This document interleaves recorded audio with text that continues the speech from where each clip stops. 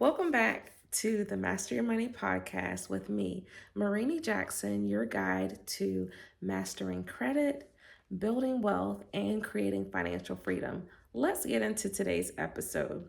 So today we're going to be talking about finances, money, and relationships. How to talk to your partner and family about finances without conflict. Now, I'm going to give a short story about me and my family. Well, you'll probably get a few, but I wanted to start with this one. Essentially, growing up, I've mentioned that, grew up in a single parent household, went off to college. When I came home from college, or when I came back after graduating college and going to the Peace Corps, coming back home, my I live with my mother. My intent was never to come back to the city or come back and live in the city where I grew up. Great city, but I wanted something different. But I did come back home, stayed with my mother. I slept on an air mattress, and I was working a job and things of that nature. I will never forget.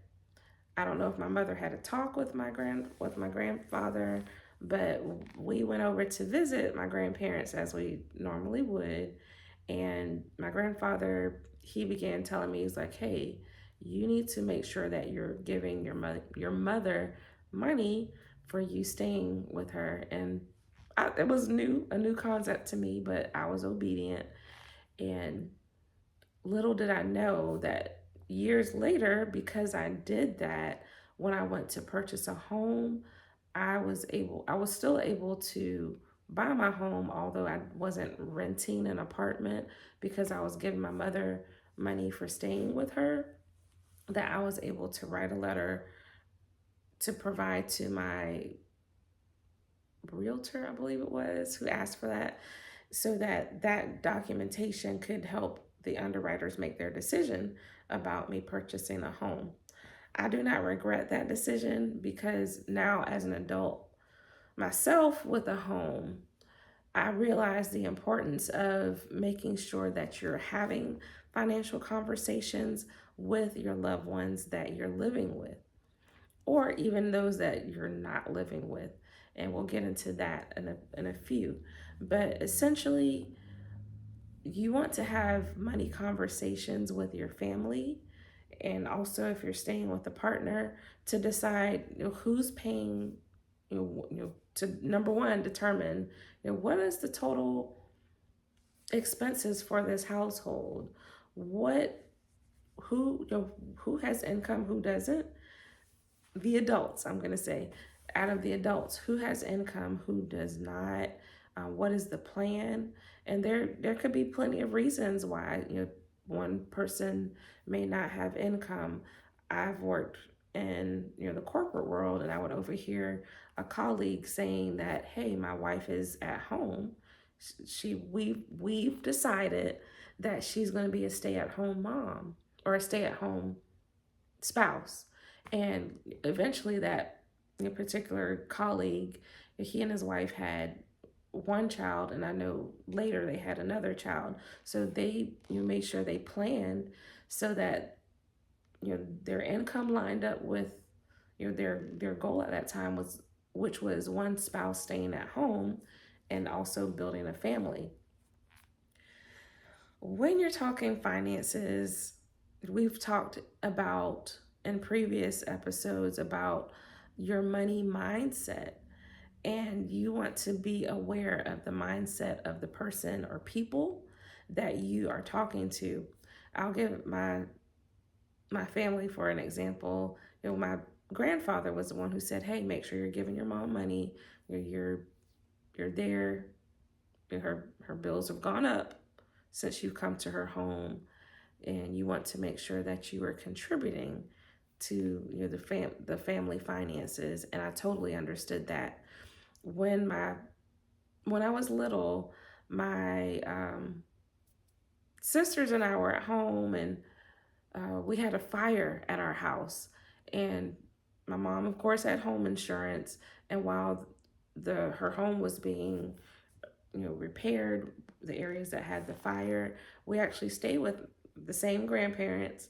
And I will never forget. I love my grandparents. I love being there. I of course was not involved in the adult conversations, but years later, once I got older, my mother, told me and my sister, or my sisters and I, that when she was there, she had to still um, she had to go to the laundromat, because just imagine, someone opening their home not just to one person, not to two, but to four extra people in their household. And my cousin was already staying with my grandparents, and that made, let's see, three plus, so that made seven people in a house that normal, or no, actually eight, because my cousin was staying there too. My other cousin, my female cousin, was staying there as well as my male cousin. So there were eight people in a house that normally had four. So of course that would make the expenses go up. So my mom didn't say, whether or how much, money she gave my grandparents, but I do remember her saying, she would have to go to the laundromat to make sure that she washed our clothes. And it was literally not far from my grandparents' house. And, it wasn't a big deal for my mother. And then of course, once, my mom's home was everything was taken care of by the insurance company with the repairs, or I should say repaired and paid for by the insurance company, we moved back into our homes. And it's important that when you're talking, you have boundaries. There, as a homeowner myself, there have been times where I've opened my door to family members, and I love my family, but actually I've had a conversation again with my sister recently and told her, I was like, you know what, I love family, I love friends, but I cannot have anybody else live with me again. And it wasn't that, I don't love my family and friends, but sometimes when you have additional people in your home, they may not, value, your belongings the same way that you do, and things may have to be repaired or replaced, and sometimes that expense can fall back on you if the person or people living with you, if they're contributing financially to your household, if they become injured or you lose a job, then that could put all of those expenses, including the increased expenses, back on you. So having these conversations, preferably beforehand, is very important. If you have family members who may be staying with, or you're asking you to stay with you, have clear boundaries before they even come across your doorsill. You number one, you can always say no. And if you say no, I'm the type of person, like, no, but this is a resource to help you. I've learned that now. This is, have you tried here? Have you looked here? You want to ask them what is their, for how long. They may have, I hate to say sob stories, but they may have, whatever situation that they were in, and they're leaving something. Of course, if it's like life threatening, you know, you want to use wisdom and discernment with, giving resources and help, because you also don't want you or your property to become at risk, depending on what type of situation they are or were in or getting away from. But you want to ask things like, well, how long do you plan? Or if I say if I say yes, how long do you plan to stay? Number two, this is how much my bills are.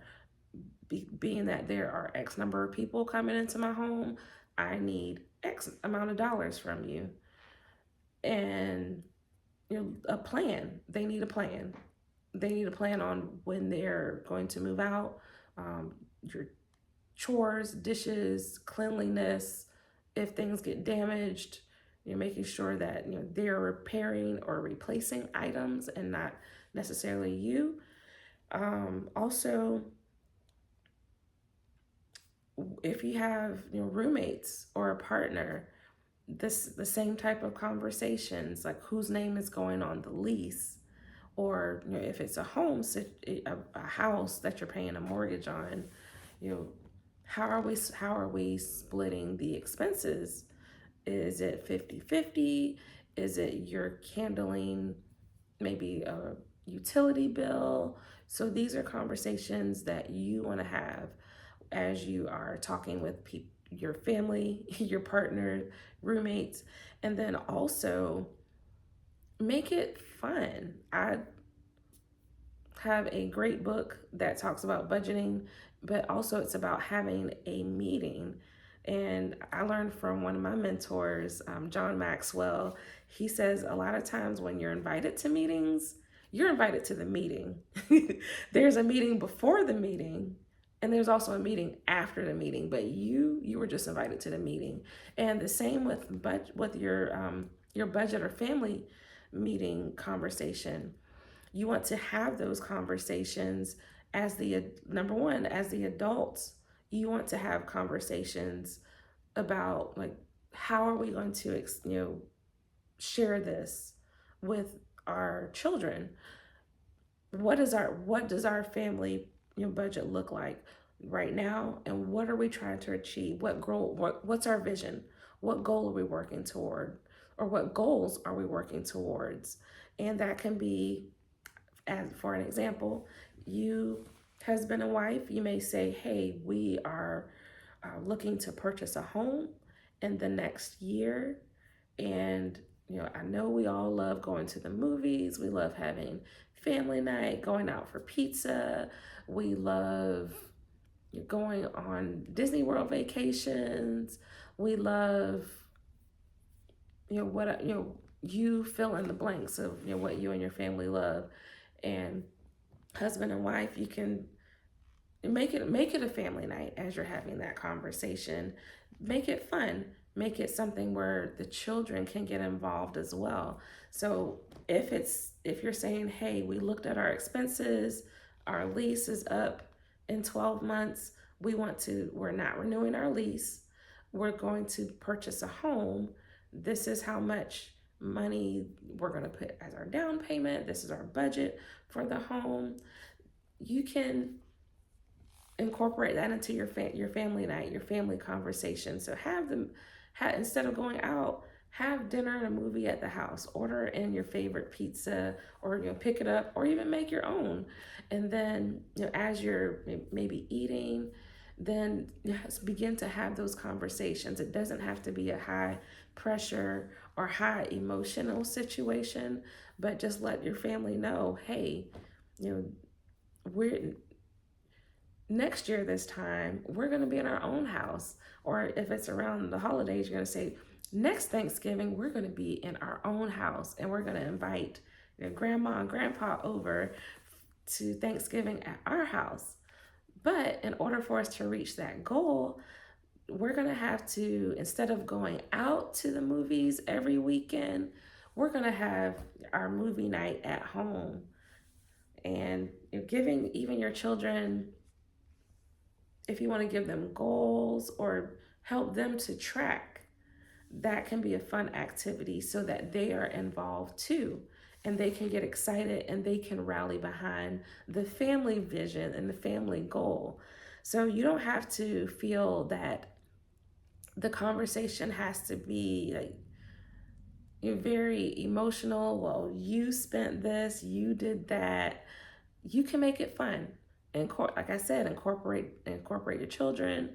If it's you and a partner, you and a roommate, then basically, hey roomie, we're here for the next 6 months, and I'm not a big Netflix watcher.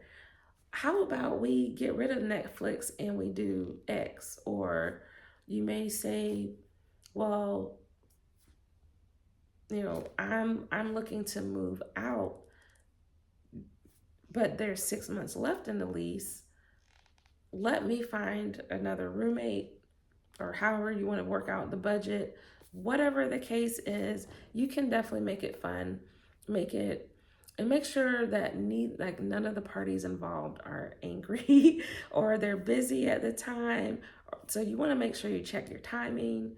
You want to make sure the atmosphere is relaxed. As I said, fun. If you have children, make sure your children are involved in it. And I know as children, they can rally behind a goal and get excited if it's presented in an excited manner. But if you're saying, well, we're not going out to eat, we're not doing this, we're not doing that, then they're going to think, well, this is not fun. I don't If we can't go out to go out to eat or go to vacations or whatever the case is, I don't think I want to do this. So you want to make sure that everybody can see where what's in it for them, the win. Um, if it's a new house, you can say, well, once we get a new house, everybody's going to have their own room. You're going to be able to decorate your room. I know you love stars, you love the planets. You can put as many glow in the dark stickers on the wall as you want. You're not going to have to share a bedroom with your brother, your sister. Paint the picture. Show them the advantages of what may be a small sacrifice today can help them have a greater tomorrow. So I hope that this has been helpful for you. And I wanted to thank you again for tuning in to the Master Your Money podcast. Make sure that you hit the subscribe button below so that you never miss a new lesson on mastering your money. And I'd love to hear your thoughts. You let me know in the comments, leave a review. Also, share this podcast with your family, your friends who are ready to work towards financial freedom as well. And if you're ready to take the next step, visit me at virtuefinancialsolutions.org to learn more about my coaching programs, workshops, and resources to help you on your financial journey. Until next time, remember, you don't just manage your money, you master it.